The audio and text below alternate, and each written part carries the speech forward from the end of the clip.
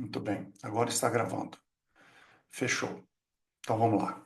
Bem, eu disse na última aula, só para uma questão de retomada do tema, eu disse o seguinte, que não foi Judas que encontrou Jesus no jardim. Foi o amor que encontrou ele ali. Foi o amor de Cristo que o prega na cruz. Não foi exatamente os pregos. Não foram as cordas, né? Ou seja, as cordas que o prenderam àquele altar da cruz.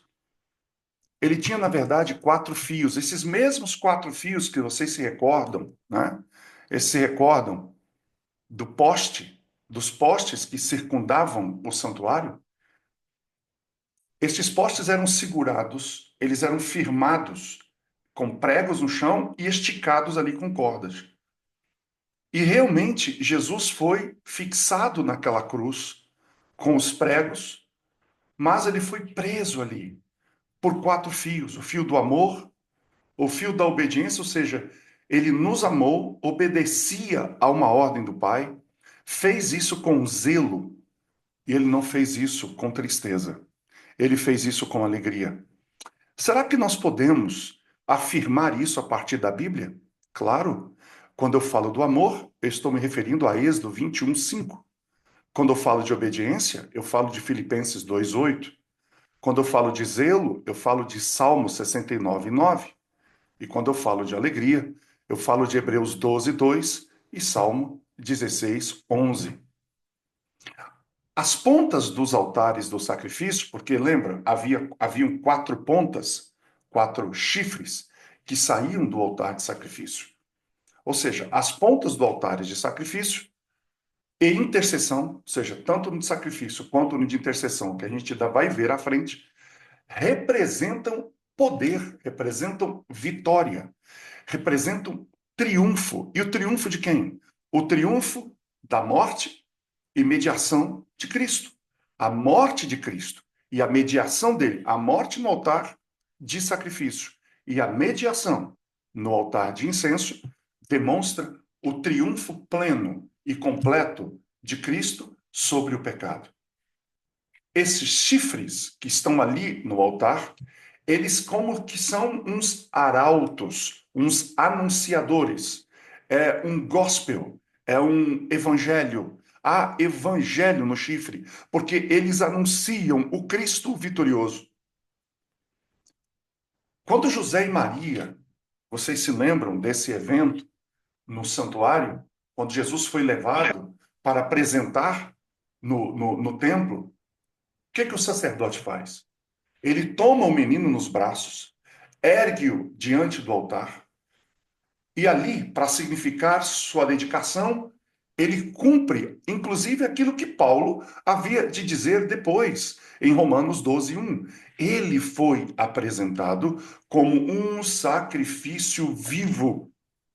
E do momento em que ele foi apresentado por Simeão perante aquele altar, a vida terrena de Cristo foi uma preparação constante para o encontro final naquele altar, onde ele mesmo seria o Cordeiro de Deus que estava carregando sobre si, como diz a versão King James, quando João diz: Eis o Cordeiro de Deus.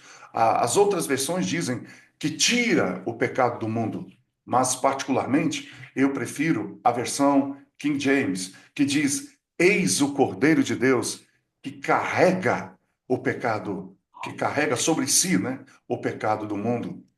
Então, no altar, Cristo, ele nos aponta, ele nos dá a direção, ele aponta a chave de todo o seu sofrimento e humilhação.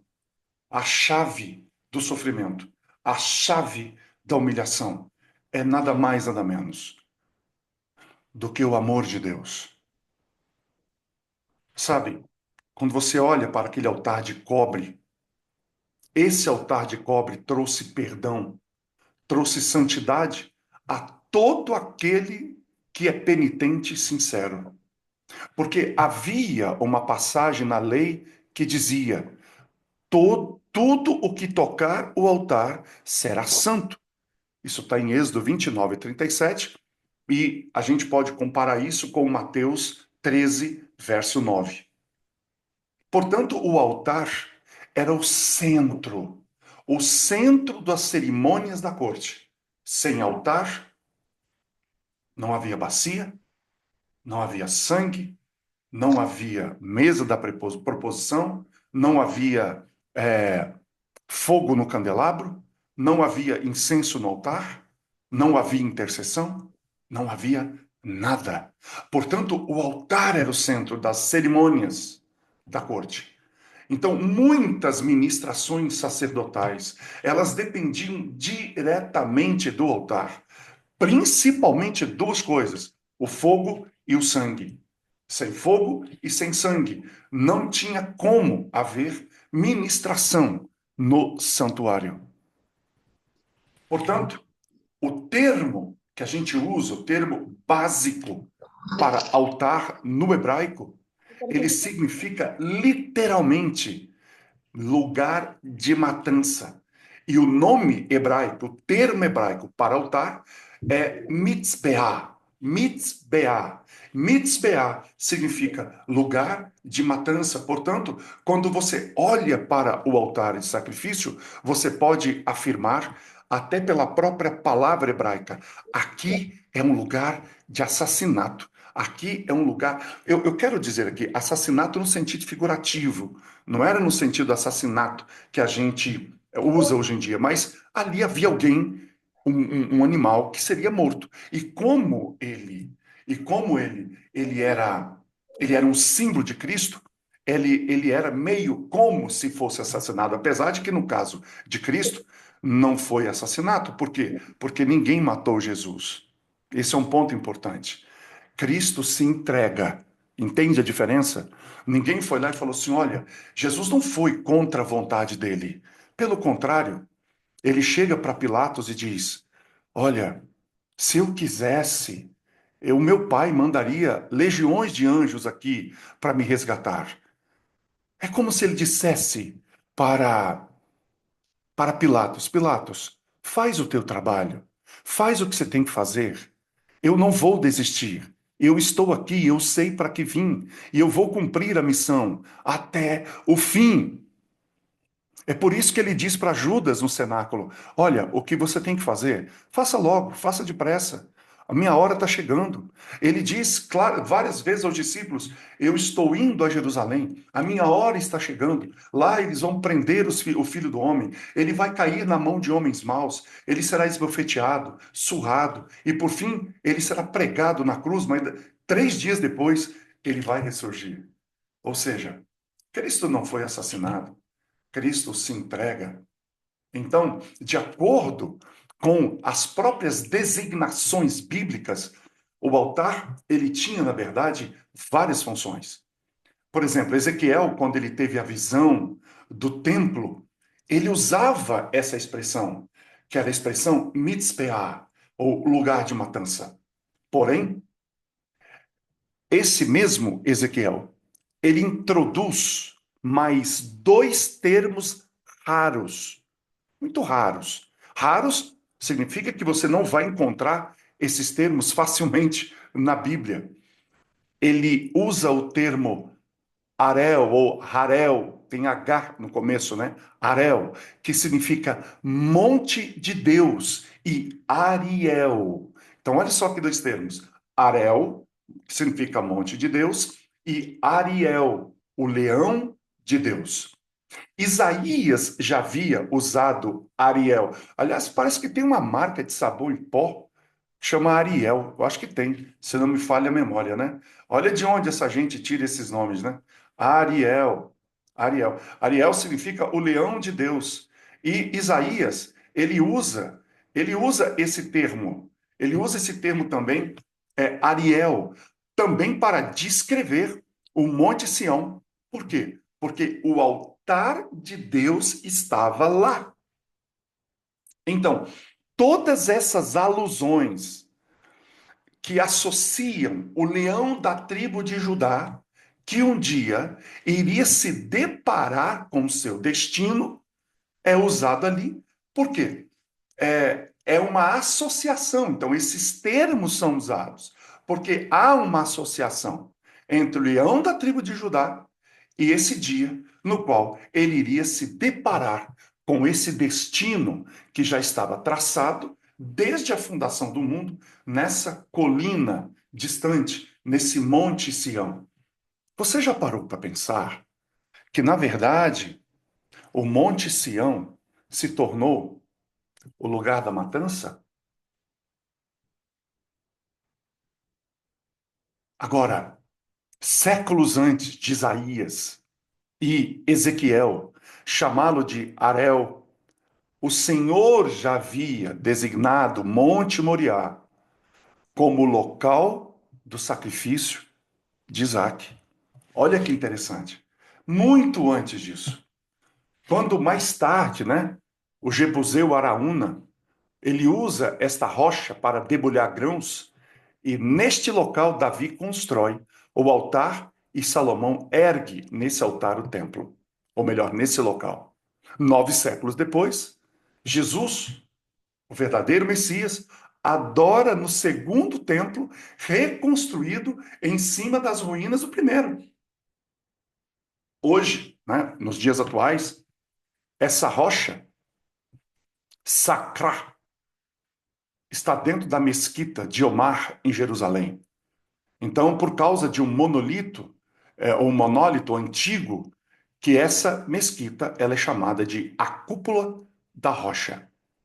Portanto, é de Deus que recebemos essa tocha celestial que sonda o coração, revelando a nós o quanto nós precisamos de um Cristo permanente. E olha que interessante, aonde Cristo foi crucificado, aonde o templo, perdão, foi erguido, hoje é o domo da rocha. E quem é a rocha? Né? A verdadeira rocha. Então, hoje, agora nos dias atuais, a palavra altar, ela não, a gente não usa mais, né, nos dias de hoje, a palavra altar desse termo misbar, mas a gente usa de uma raiz, a palavra altar é uma palavra que hoje vem do latim, né, de uma raiz que significa altitude. Então, ou seja, altar já hoje em dia ele é utilizado para um lugar mais alto. Por isso que é muito comum a gente hoje no templo, a gente olhar a gente chama de plataforma, né, onde você tem o púlpito. Algumas pessoas chamam de altar porque você percebe que o púlpito está mais elevado que a nave da igreja. Então a palavra altar hoje vem do latim, que significa altitude ou um lugar mais elevado. Então, já misbah, ha-olá do hebraico, ou melhor, eu vou falar essa palavra correta, misbah, a-olá do hebraico, evoca uma ideia de acender, né? Cuja fumaça que levava consigo a vida da vítima. Então, quando o cordeiro era sacrificado, aquela fumaça, lembra que a gente fala assim, a fumaça subiu como cheiro suave. Aí a gente pergunta, peraí, mas a fumaça carrega cheiro? Você conhece alguma fumaça que carrega cheiro? Né? Ou como é que esse cheiro chega daqui lá em cima, onde Deus habita? Apesar de que Deus está em todo lugar, mas aqui a ideia é de que a vida daquele animal que estava ali sendo sacrificado, ele subia como um cheiro suave de sacrifício. E eu confesso para vocês que eu tenho um pouco de estranheza, né? Um pouco de estranheza, porque quando e a gente tem que dizer isso de uma maneira muito honesta, né? De uma maneira muito honesta, quando certas pessoas que não têm a fé que temos, diz assim, o Deus do Antigo Testamento é um Deus cruel, é um Deus sanguinário, é um Deus carnificeiro, porque ele se alegra com a morte de animaizinhos inocentes, e aquilo subia nas narinas dele como se fosse um cheiro suave. Você já parou para pensar nisso? Que não é que eles têm razão, a gente sabe que eles não têm razão, mas para quem não conhece a palavra, para quem não conhece a verdade, olhar esses termos que a Bíblia usa e pode dar essa impressão de que Deus é um Deus sanguinário, que Deus é um déspota, né? Mas vamos entender isso. Esse cheiro suave que subia dessa fumaça, ou seja, a fumaça subindo, esse termo hebraico, misbah, aolá, ou seja, dando a ideia de o lugar da matança e o lugar onde dali, por causa do fogo, subia essa fumaça, carregando a vida da vítima, mostrando que naquele lugar ali, né, que essa fumaça que voava em direção a Deus, é como se Deus então saboreasse essa fumaça como uma evidência de que uma vítima tinha sido morta em lugar do pecador. Então, a pergunta é: Deus então é um Deus sanguinário? Um Deus que se alegra com a morte de uma vítima inocente? Não, não é exatamente isso. É que Deus se alegra não é pela morte da vítima, mas ele se alegra pela providência. Entende a questão? Ele não estava se alegrando pela morte da vítima, pelo sofrimento da vítima, mas porque ele havia providenciado um meio de escape, um meio de resgate. Então, essa era a alegria de Deus. Ele dizendo: Eu não ficarei para sempre alijado, distante, separado fisicamente dos meus filhos. Eu providenciei um resgate. Eu providenciei uma maneira. Agora, a pergunta é: se Deus providencia o resgate, já sabíamos que Cristo, pela palavra, viria um dia e morreria pela humanidade. Então, por que precisou se passar 4.000 anos?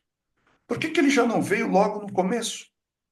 Por que tem que morrer tantos animais? Sabe por quê? É porque a morte dos animais, se para Deus era um símbolo de substituição, se para Deus era um símbolo de aprovisionamento, de provisão, para nós tínhamos que entender o quanto o pecado é maligno. O quanto o pecado, sim, Satanás, sim, o originador do pecado, tanto em si quanto o expansor desse pecado para o universo, como conhecimento para os outros mundos não caídos e para nós como experiência trágica, cruel, terrível, uma experiência incomensurável em termos de o que o pecado é capaz de realizar e fazer com o ser humano. Ou seja, aquela vítima que estava morrendo, ela estava morrendo porque havia uma causa. Nós temos que olhar a causa antes de analisarmos a consequência. É muito interessante que quem acusa Deus de cruel, ele está olhando a consequência, ele não está olhando a causa, o causador, o originador. Agora, por que haveria de morrer uma vítima? É porque o salário do pecado é a morte. Isso precisa ser explicado. Talvez não para vocês. Eu não sei quem vai ver essa aula no futuro e pode ter essa dúvida. Então pensa comigo. Pensa um pouco comigo. O que Deus havia dito a Adão e Eva no Jardim do Éden? Ele disse: Não comam desse fruto, porque no dia em que comerdes, certamente morrerás. Ponto. Ou seja, ainda não havia pecado, ainda não havia queda, e Deus ainda não havia morte, e Deus já avisava: o pecado, o pecado, o salário dele é a morte. Portanto, quando o pecado entra no mundo, o resultado final era: você vai morrer. E veja, não estava se falando ali apenas de uma morte física, desta que todos nós morremos. Ou seja, o corpo volta para a terra e o fôlego de vida volta para Deus que o deu. A gente sabe disso. O ser humano não tem alma, ele é uma alma, o conjunto. Esse que vos fala aqui, quem está te falando aqui é uma alma. Eu sou uma alma viva, né? Morri, não tem alma, não tem alma morta, né? Aí tem um corpo ali apodrecendo, virando pó e um fôlego de vida. Ou seja, o poder de retornar à vida, ele volta para Deus. Em que sentido? Porque essa ideia de voltar para Deus parece que é uma fumacinha subindo assim, ó, tá indo para Deus. Não, ele volta para Deus no sentido de autoridade, ou seja, para essa vida retornar, precisa de um ok de Deus de novo. Deus precisa, então, tomar uma atitude. É nesse sentido que ela volta para Deus, ou seja, a origem da vida volta para Ele. E se está com Ele, Cristo mesmo falou: a vida está comigo, eu dou ela a quem eu quero. É isso que está dizendo. Ou seja, o direito de devolver a vida volta para aquele que é o originador da vida. Portanto, não há vida em nós a não ser uma vida comunicada. Não há uma vida original em nós. Nós não somos originais. Nós não temos vida original. A vida original não ganhada, ela vem de Deus. Deus é a origem. Ela é então comunicada a nós a partir de Deus. Por isso que um dia pode e vai haver e pode haver uma ressurreição. Por que pode haver uma ressurreição? Por quê? Pensa comigo, vê se não faz sentido. Adão existia antes de ele formar Adão? Não. O que era Adão? É engraçado eu falar isso. Quando Jesus olhou para a terra, né? Ele olhou e falou assim: Ah, ali, estou vendo Adão ali. Mas o que era Adão? Adão era aquilo ali, pó. Era pó. E o que é pó?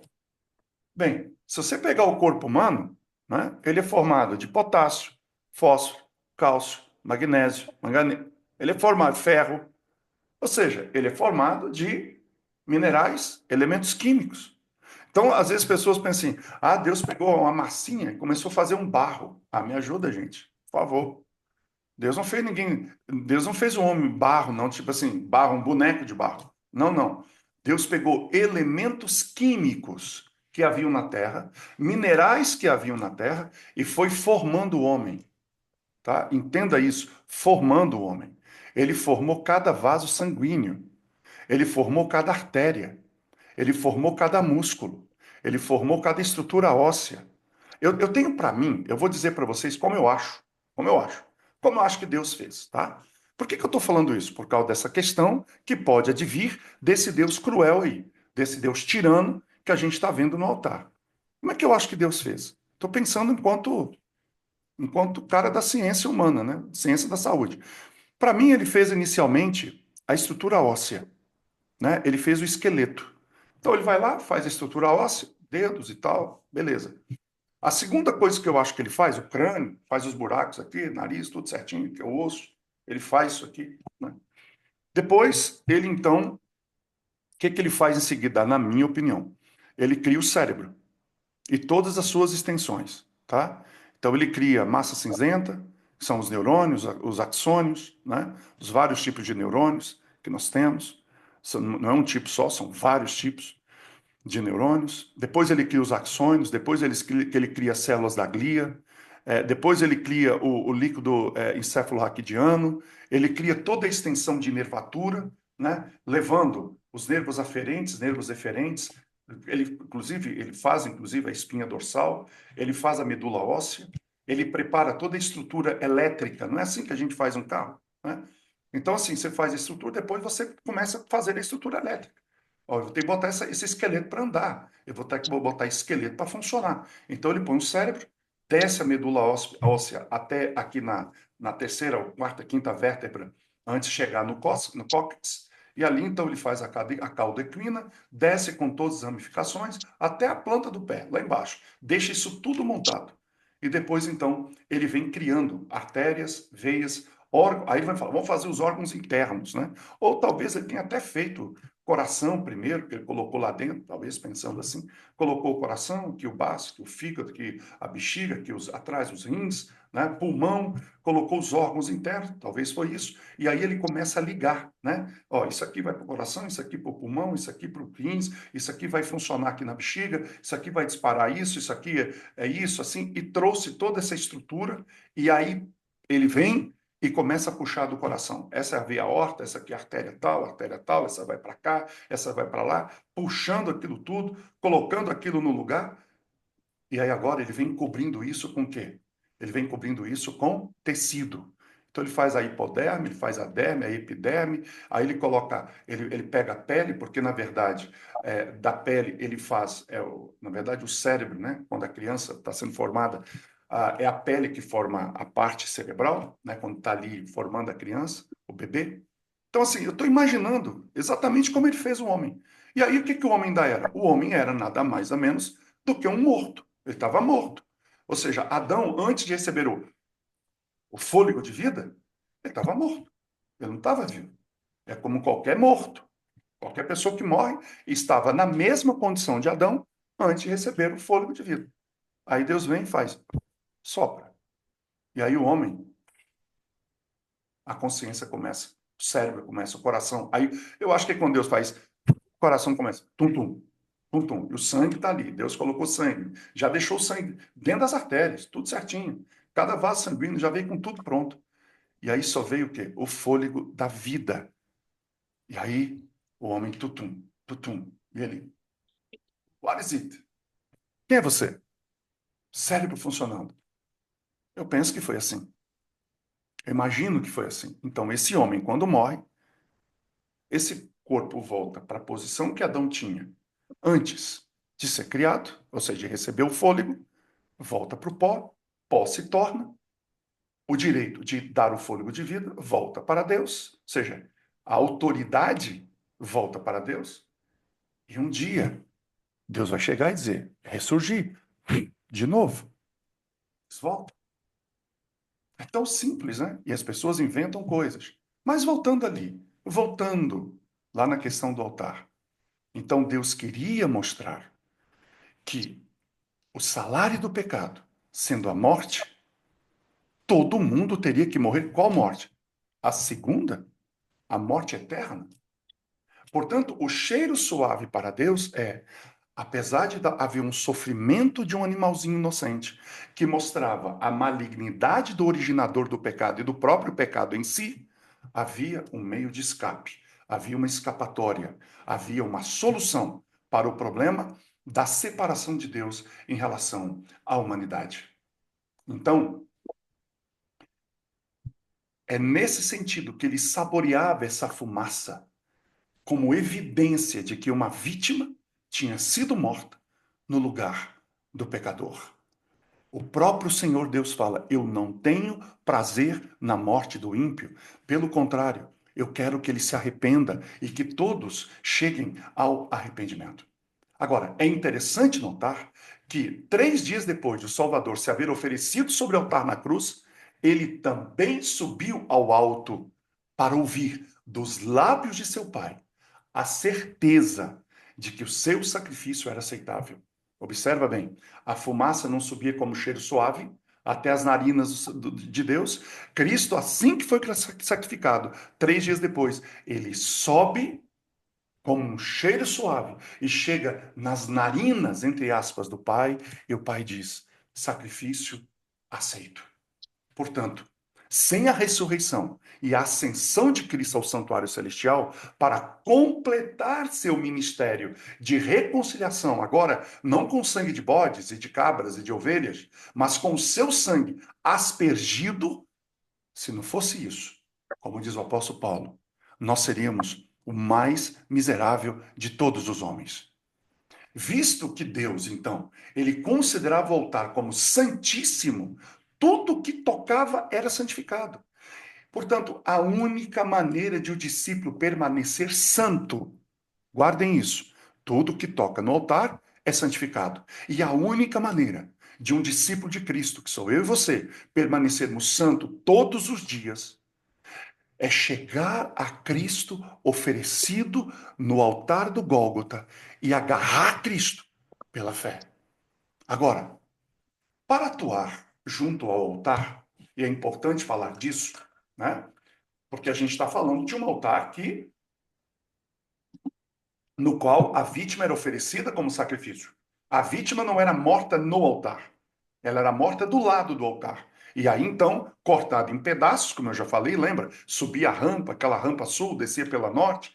A rampa central só era usada para o o dia do Yom Kippur, o dia da purificação, que era o dia 22 de outubro, né, de cada ano, ou o 10º dia do sétimo mês, que era o chamado dia do Yom Kippur.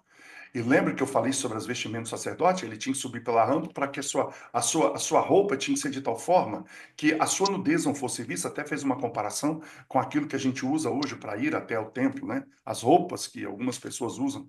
Temos que prestar atenção nisso. Agora, para atuar junto ao altar, o sacerdote precisava de alguns utensílios. Vamos pensar assim, né? Um churrasqueiro, quando ele vai fazer um churrasco, né? Ou uma cozinheira, quando vai cozer alguma coisa na cozinha, ela precisa de alguns utensílios, né? Como é que ele ia lidar com o fogo? Com as mãos? Com as brasas? Com a gordura? Com a vítima? Então, havia todos os implementos que eram usados no altar e todos eram de cobre. Então, eles eram constituídos de quê? Então, você tinha faca para abater e cortar as peças dos animais, as bacias para coletar e reter o sangue. Na verdade, a principal razão, e eu quero marcar isso, porque isso é muito importante para compreender a base de toda a nossa doutrina. A doutrina, as 28 doutrinas da Igreja Adventista, ela é uma doutrina embasada fundamentalmente no santuário. Quem não estuda profundamente o santuário não consegue entender claramente todas as doutrinas que nós temos. Melhor, perdão, nós temos 6 doutrinas e 28 crenças. Deixa eu só fazer aqui uma correção. Nós não temos 28 doutrinas. Nós temos 28 crenças e 6 doutrinas. Doutrina de Deus, doutrina do homem, né? São 6 doutrinas que nós temos. As nossas 6 doutrinas estão todas embasadas no santuário.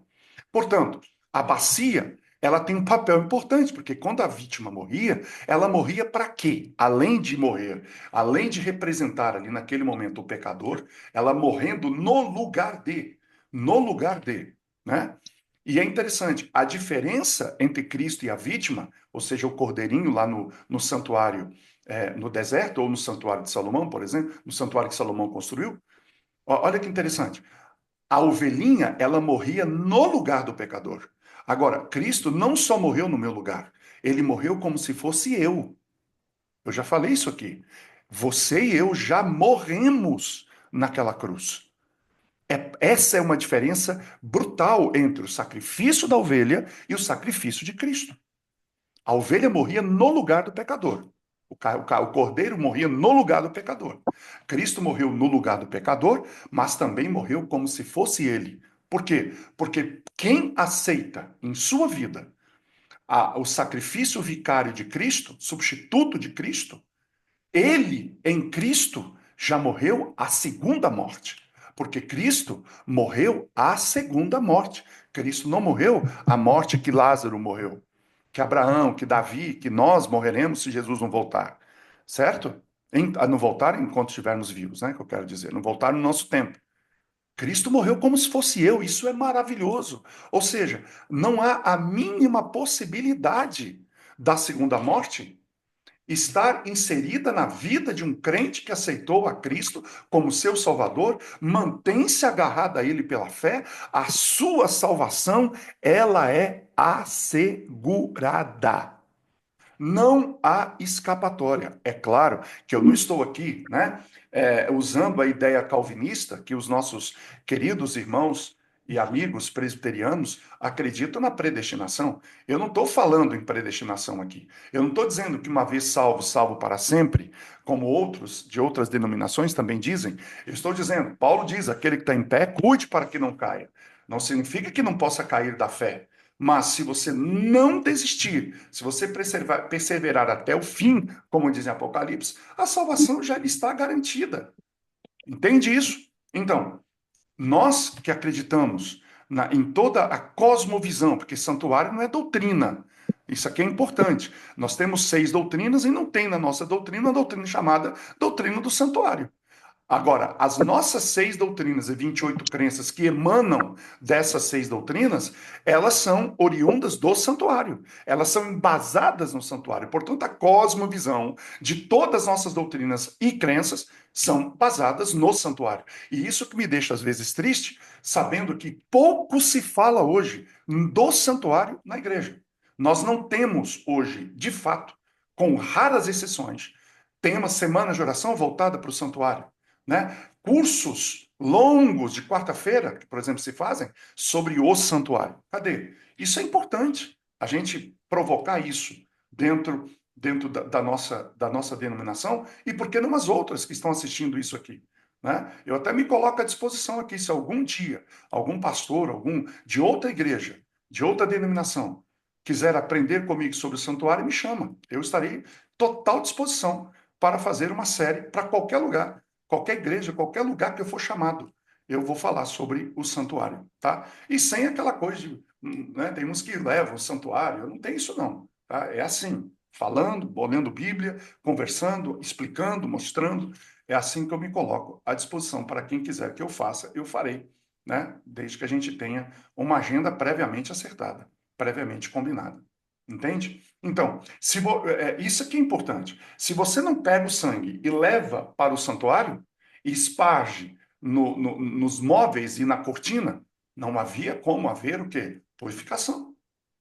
Então, ou seja, o processo de solução para o pecado não se resume, não finaliza no altar. No altar de sacrifício, como alguns dizem. Ah, tudo se resumiu na cruz. Não, não, não, não. Claro que não. Olhando para o santuário, a vítima morria, e aí, o que se faz? Se você não pega o sangue e levava para o santuário, a vítima tinha morrido em vão. Há uma continuidade, porque não é só perdão, é preciso purificação, é preciso erradicação do pecado da nossa vida e do mundo. Então, havia bacias, havia ganchos, né, para organizar as partes da carne da vítima e as toras que estavam ali, né? Então, tinha que manusear aquilo ali em cima em cima daquela grelha que ficava bem no meio do altar, que eu já expliquei isso. Havia ancinhos, pás, para tirar a cinza, levar embora, peneirar, remover cinza. Tinha panela de fogo chamado incensário para levar cinzas ao lugar limpo, designado, fora do acampamento. Haviam braseiros, rapéis, isso tudo havia lá. Então, durante 40 anos de peregrinação, braseiros ou panelas de cobre foram usados para quê? Para o sacerdote levar o fogo sagrado de um acampamento para outro.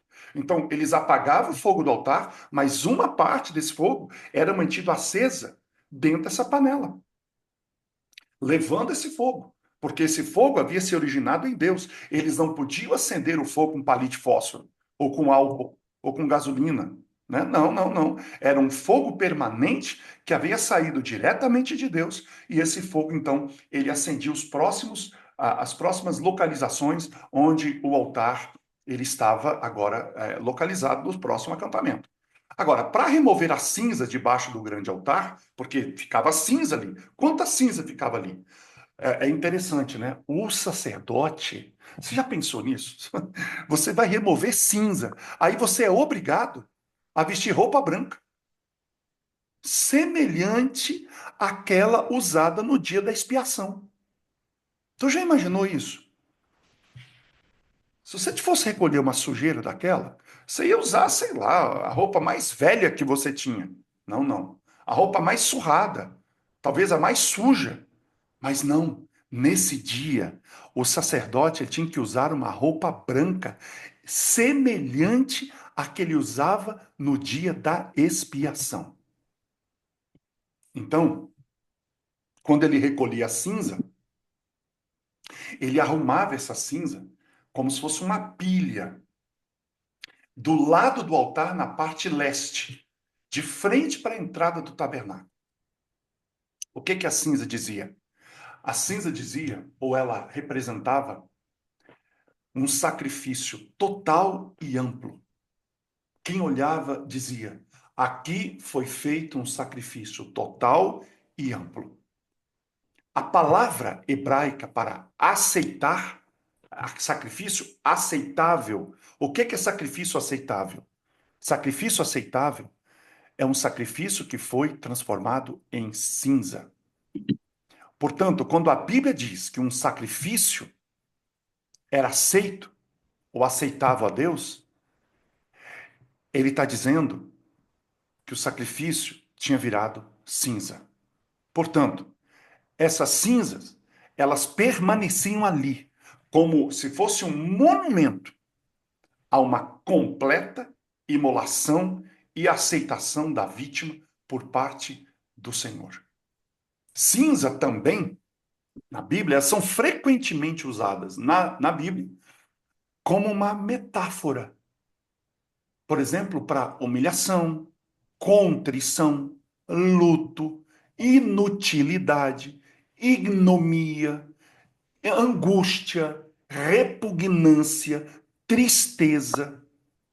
A palavra cinza, ou palavra hebraica, né, para cinza é eper, que ela vem de uma raiz que significa leve, voadora ou ágil, e ela transmite essa ideia de algo insípido, algo que não leva para nada. Então, isso é que a gente deve ter em mente quando a gente busca compreender a pilha de cinza diante do altar. Essas cinzas ali, em silêncio, sem falar nada, mas elas diziam muito sobre o caminho dos homens. O que quer dizer isso? Que quando o caminho dos homens são expostos ao fogo da presença de Deus, eles se tornam cinzas. E estas cinzas é que clamam silenciosamente que todos os caminhos dos homens, simbolizados pela vítima imolada, não deram em absolutamente nada. Além disso, essa cinza também mostra a aceitação divina que devora o Cordeiro de Deus. Essas cinzas, elas não podiam ser removidas de maneira apressada do pátio do santuário. Porque Deus desejava o quê? Olha, ele está dizendo assim: se tem cinza aqui, certo? É, podem vir, podem vir. Vocês precisam se sentir encorajados. Agora, também era uma advertência que deveria deixar marcas profundas no pensamento daquele que celebrava. Essas cinzas também, elas representam o está consumado. Quando Cristo gritou, está consumado, ele estava dizendo: o seu pecado virou cinza. Esse pecado não pode mais te queimar, porque cinza não pega fogo. Acabou. Tetelestai. Está pago a dívida. É por isso que aquele que carrega qualquer culpa consigo, mesmo, né, aquele que carrega a culpa consigo mesmo e não leva essa culpa ao pé da cruz, está tentando colocar fogo em cinza. E cinza não pega fogo. Talvez é isso que Paulo queria dizer quando ele disse: apresentai os vossos corpos como sacrifício vivo, aceitável. Ele estava dizendo: apresentem-se diante de Deus de uma forma até que o seu ego vire cinza, que não sobre nada, nada de nós, nada de mim, nada de você, nada de orgulho, nada de avareza, nada de exaltação própria, nada de pecado. Agora, essas cinzas também apontavam para um destino inevitável do impenitente. Quando Asaf entrou no templo, ele registrou e ele percebeu isso pela primeira vez, quando ele entrou na corte e viu aquele monte de cinza ali. Ele imediatamente percebeu que qual era o monumento. O que aquela cinza ali ela representava? Deixa eu dizer uma coisa para vocês que eu não sei se você já ouviu isso em algum outro lugar. Mas quando Malaquias, escrevendo ali os últimos capítulos do seu livro, ele diz que os salvos sairão, saltarão como bezerros e pisarão o quê? As cinzas dos ímpios. Então, vê se faz sentido para você o que eu vou dizer agora. Quando a cidade santa, ela descer do céu, como está escrito em Apocalipse, será o grande dia em que Deus vai, pelo poder da sua voz, ele vai fazer com que todos os mortos, perdidos de todas as eras, desde os dias de Adão até o último que morreu, provavelmente nas pragas, eles vão ressurgir. No mesmo estado que foram. Carne pecaminosa, quem era velho vai voltar velho, quem era jovem vai voltar jovem. Vai estar uma turma, uma multidão incontável, infelizmente, de perdidos. E no meio disso tudo, milhares de demônios. Satanás, vai estar tudo ali. E Deus virá com o quê? Com a sentença. Sentença essa que foi decretada nos 1000 anos no céu. Que é o que os salvos farão. Julgarão, como diz Paulo, até os próprios demônios. Serão julgados pelos salvos. No nome, nesse julgamento, na verdade, esse julgamento nem será um julgamento, é uma verificação e uma declaração da sentença. Na verdade, o julgamento já é final, já é a parte da sentença. Não tem mais julgamento, no sentido do julgamento que está tendo agora, porque hoje Cristo julga para absolver. Esses já estarão condenados, não tem mais absolvição, né? Então, nós vamos analisar caso a caso, nós que se estivermos lá, em nome de Jesus estaremos. Vamos que se não estivermos, é o nosso nome que vai estar acontecendo isso com a gente. Isso é terrível. Então, quem estiver lá, se eu não estiver, vai estar lá, Edivaldo Jonat. Eles vão olhar, vão analisar tudo e vão escrever na frente a sentença. A sentença qual será? Qual será o período de tempo em que em que eu sofreria a punição?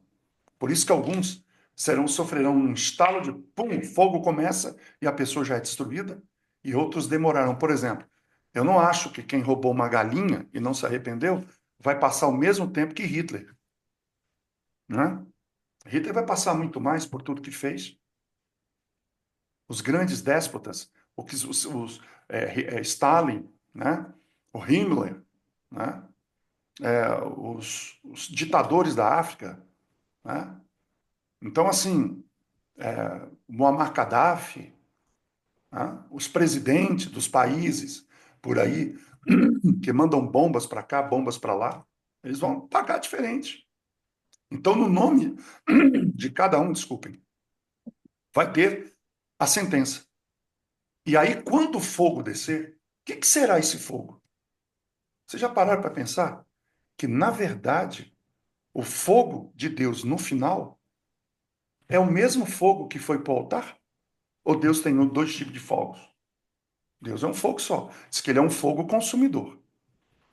Então eu entendo que, como esses ímpios não aceitaram o sacrifício que foi feito lá por Cristo, não foram transformados em cinzas no seu eu e no seu ego, eles serão transformados agora, ou seja, será um sacrifício final. Vai haver um grande sacrifício. Só que ao invés de cordeiros, e ao invés do cordeiro de Deus, eles, os ímpios, serão os cordeiros. Então, eles vão pagar como cordeiros o alto pecado. Então, vai ser um alto pagamento. O pecado vai ter que ser pago. Esse é um ponto. Deus não vai recuar 1 milímetro disso. O pecado vai ter que ser pago. Cristo já pagou, mas quem não aceitou esse pagamento, recusou o pagamento, como é o caso, lembra, daquele devedor impenitente? Ele não aceitou a oferta do rei. Ele foi buscar dos devedores dele alguma grana para poder pagar aquilo que já estava pago. O rei falou: tá pago, relaxa, vai embora. Eu quitei sua dívida. Ele falou: não é possível. Não é possível. Não é justo. Não é justo. Eu não aceito isso. Esse homem não é justo. Eu vou buscar quem pode pagar. Eu vou mostrar para ele que eu sou capaz de pagar. E Deus falou: ok, você quer pagar? Então você vai pagar. E ele pagou. Então, esse dia vai haver choro e ranger de dentes, não é só por causa do fogo que vai arder. É porque ali eles vão entender que eles podiam ter se safado disso, porque o fogo do inferno, o fogo de Deus, não era para homens, fogo preparado para o diabo e seus anjos. Mas ali vai ter muitos, bilhões, trilhões, não sei quantos, que vão estar pagando no grande sacrifício final. E só vai sobrar cinza. Por isso que o pecado, ele não se levantará uma segunda vez. Porque é impossível que fogo se levante da cinza outra vez. Entende isso? Agora, o processo da remoção das cinzas ocorria da seguinte maneira: o sacerdote removia a cinza, em seguida retirava suas vestes especiais e vestia então suas vestes normais. As cinzas dos sacrifícios, então, era deixada entre o altar e o véu da entrada do pátio por algum tempo. E isso tinha uma razão. Era para sinalizar para os adoradores que o sacrifício havia sido totalmente consumido. E depois disso, ele carregava para fora do arraial, um local limpo, onde as ofertas individuais pelo pecado ali eram queimadas. Esse local ensina que Cristo não morreu apenas pelo povo hebreu, mas ele morreu pelo mundo inteiro, porque isso ficava fora da muralha da cidade.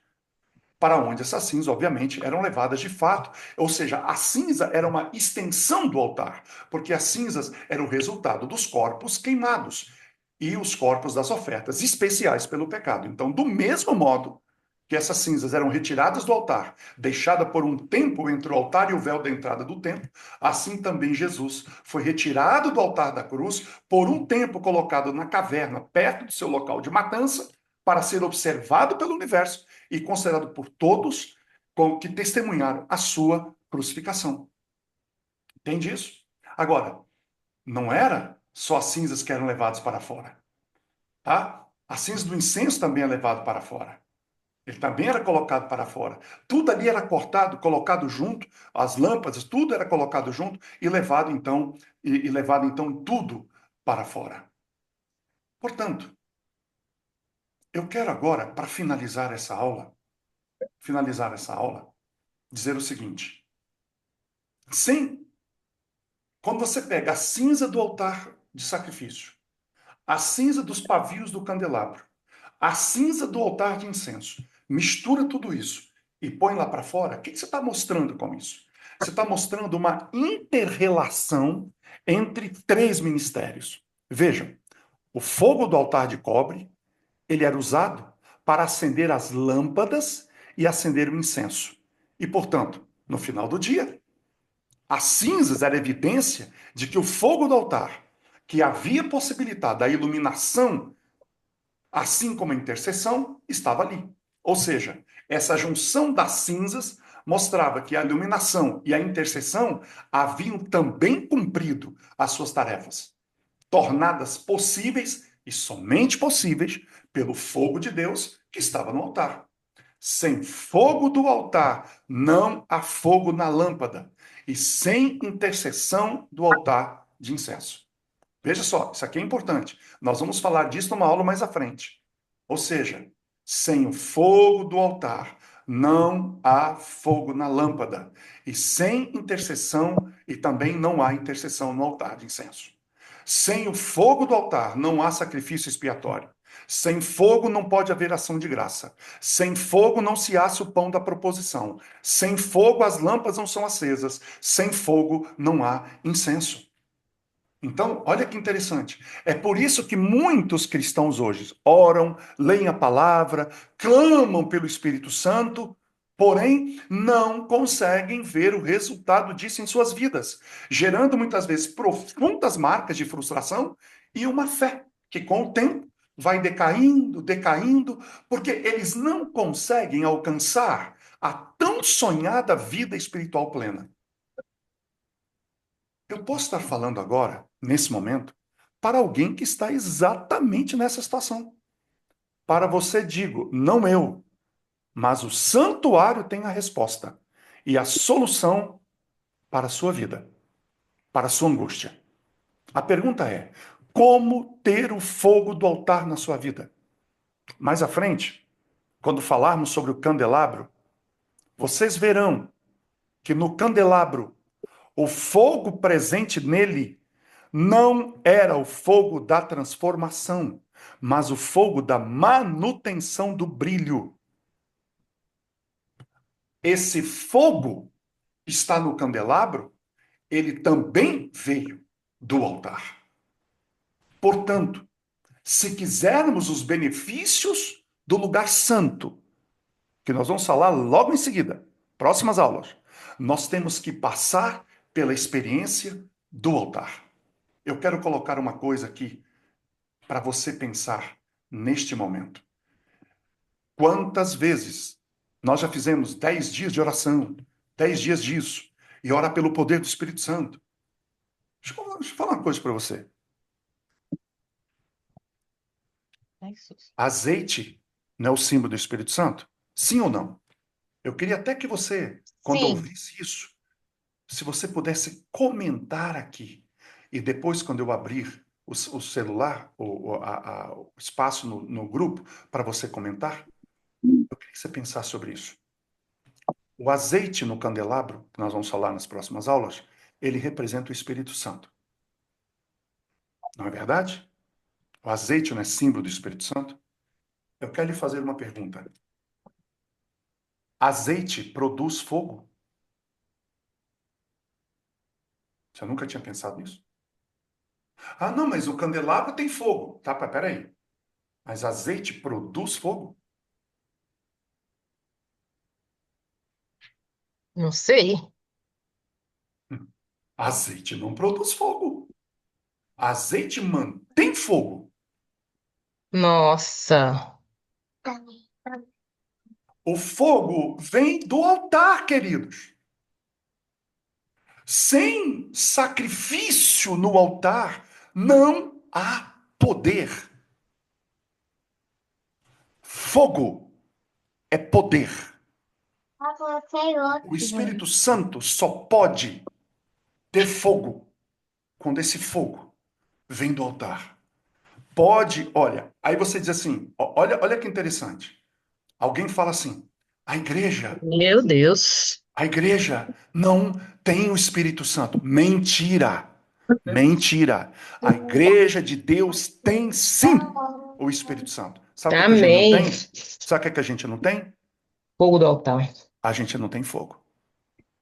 A gente não tem é poder. Meu Tem uma Deus. diferença grande entre ter o Espírito Santo e ter o poder do Espírito Santo. O Espírito Santo a gente tem. Está aqui. Doido para Fogo. manifestar o poder dele em nós. Mas por que Amém. que não manifesta? Porque o fogo não vem. E o fogo vem do altar. Ou seja, enquanto eu e você não sacrificarmos tudo no altar, o fogo não virá. Meu Deus. O fogo não virá. Em nenhuma hipótese. Podemos fazer 10 dias de oração, 10 dias disso, pode fazer o quanto quiser. Pode fazer. Deixa eu te falar uma coisa. Você pode clamar 24 horas por dia pelo Espírito Santo. Não virá. Porque ele já está aqui. O poder do Espírito Santo não virá sobre essa igreja. Porque é uma igreja que não se colocou 100% no altar. E o que significa se colocar no altar? Sacrificar vontade, eu, raiva, mau humor, sacrificar o ego, sacrificar o seu carro, seu dinheiro, sua casa, sua vida, seu trabalho, colocar tudo no altar. Não sou eu mais quem vivo, é Cristo que vive em mim. E esse viver que agora vivo, vivo pela fé naquele que me amou e a si mesmo se entregou por mim. Azeite não produz fogo. Azeite mantém fogo. Se você não concordar com isso, eu respeito. Mas será que eu estou falando alguma heresia? Eu quero lembrar que antes de Cristo vir ao mundo, Para ser um de nós, ele sacrificou tudo. E não pode ser diferente conosco. Se ele sacrificou tudo antes de ser como nós, não teríamos que nos sacrificar para sermos como ele? Paulo não tem um mandamento para nós. Tende em vós o mesmo sentimento que houve em Cristo Jesus. Eu vou repetir isso. Se ele sacrificou tudo antes de ser como nós, não teríamos que nos sacrificar tudo para ser como ele? Não era no altar que o cordeiro era queimado? O altar não deixa impressão na mente do pecador penitente? Ou melhor, o altar não deixava a impressão na mente do pecador penitente que ou era ele ou o cordeiro. Ou é o cordeiro ou sou eu. Não é no altar que o pecador entende que sem sacrifício ele não teria nenhuma chance. Portanto, o altar, queridos e queridas, é um discurso silencioso, mas poderoso, que dizia ao pecador que ele não tinha nenhum mérito, que ele era um condenado, que ele não tinha meio de escape. O altar, ele grita aos ouvidos do pecador que ele é falido, que ele é pobre, que ele é miserável, que ele é cego, que ele é nu. O altar joga por terra toda a autossuficiência humana, pisa na cabeça do orgulho farisaico, desconstrói todas as bases psíquicas do orgulho e massacra o conceito de santidade própria e elimina qualquer possibilidade de você se julgar melhor que alguém. Se os elementos do santo, a palavra, a oração e o fogo do candelabro não estão fazendo efeito em sua vida, Será que, será que não é porque você levou consigo aquilo que você deveria ter deixado no altar? Será que lá no fundo, bem lá no fundo, você não acha que ainda precisa contribuir com alguma coisa para a sua salvação? O fogo ele tem a função de matar seu ego. É ele que você coloca lá. Quando isso acontece,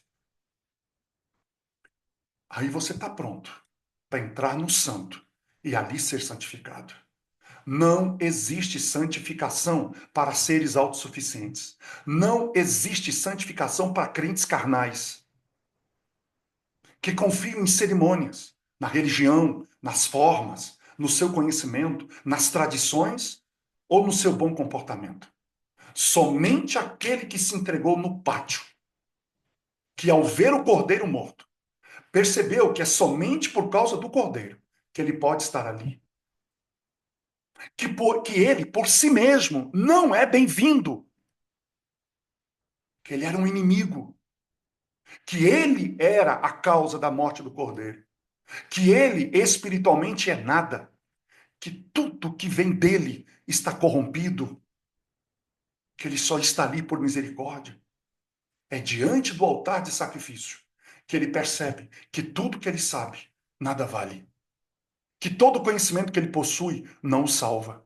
Que todo poder, influência, beleza, status, fama, seguidores na internet, dinheiro, bens, amigos, papéis ou qualquer outra coisa que ele possa ter ou que o identifique, não o habilitam, nem o capacitam para resolver o seu problema. Ele é um pecador, perdido, condenado, e o seu fim é a única certeza que ele possui. Diante do altar, ele percebe a sua condição. Ele então clama, como Paulo: Senhor, o que queres que eu faça? Ele grita: Senhor, podes me ajudar? Diante de ti deposito todo o meu orgulho, toda a minha autossuficiência. É isso que ele precisa deixar no fogo do altar. Então ele passa pela pia, o batismo da nova aliança, onde a morte simbólica do velho homem ocorre. E somente aí ele é convidado a entrar no santo, onde o seu processo de santificação de fato começa.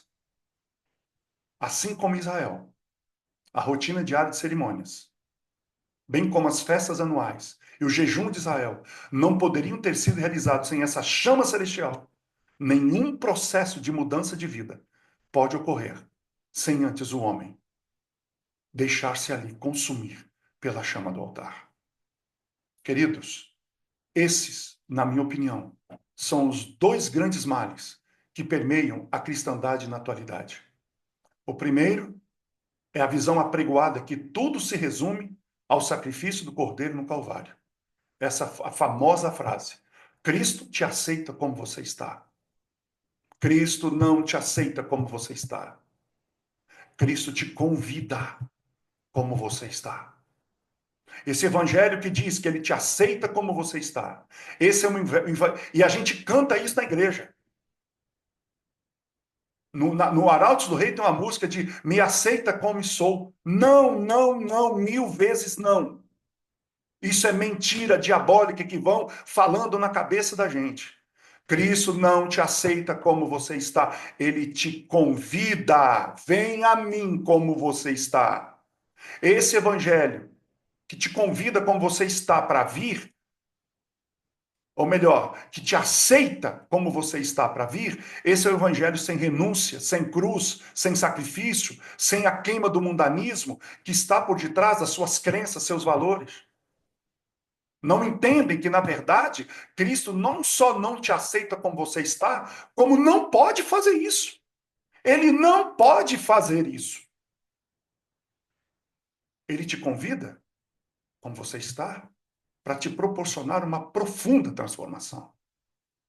É por isso que muitos não alcançam os benefícios do sangue vertido, porque nunca entram no santo para terem esta experiência de transformação. Agora, o segundo mal é que existe um número incontável de cristãos que entram no santo, mas não alcançam os resultados esperados de sua vida espiritual, porque não entenderam que o altar que queima o cordeiro substituto possui o fogo que precisa para queimar o seu ego. É no altar, o seu e o meu. É no altar que ocorre a rendição. Não é no santo. Guarde isso. É no altar que ocorre a rendição. E isso ocorre lá no pátio. Não é no santo. O santo santifica o rendido. Bem no centro do pátio. Esse altar era o fundamento de toda adoração. Sem o sangue do Cordeiro imolado e a aceitação do fogo do céu, nossa salvação seria impossível. Impossível. Portanto, meus queridos, meus amigos, deixa eu pontuar aqui para vocês, para nós finalizarmos. O que eu desejo é que a gente faça uma pausa. Hoje nós talvez ainda estejamos no pátio. Faça uma pausa, uma parada para sondar o coração. Na ida ao altar, faz uma pausa. Cada desvio para você buscar reconciliação não vai resultar. Eu espero que o fogo do altar ele continue a queimar os nossos corações. Eu espero que a próxima aula nossa, quando nós vamos avançar agora sim para dentro do santuário, para compreender verdades tão profundas e insondáveis do plano da redenção, você possa ir junto comigo nessas próximas aulas. E você compreender que sem fogo do altar, sem renúncia no altar, não adianta nada você querer entrar no santo. Mas eu te convido.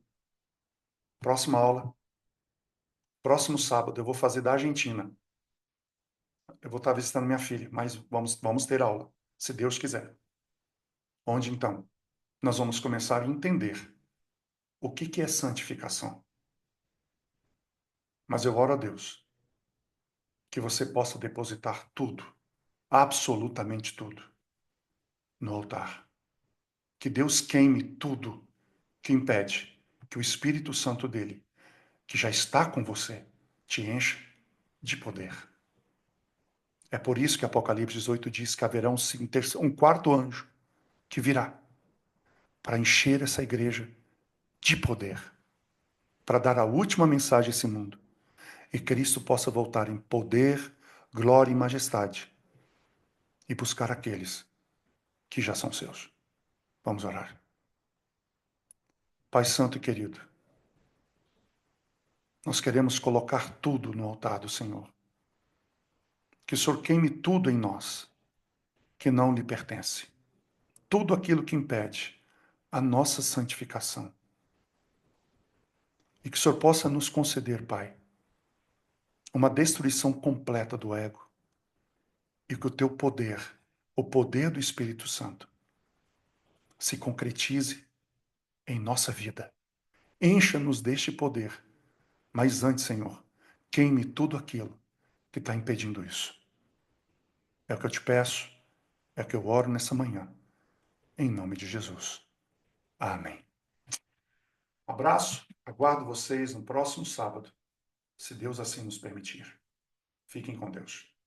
Vou abrir o WhatsApp, quiserem. Acho interessante vocês falarem sobre o tema de hoje.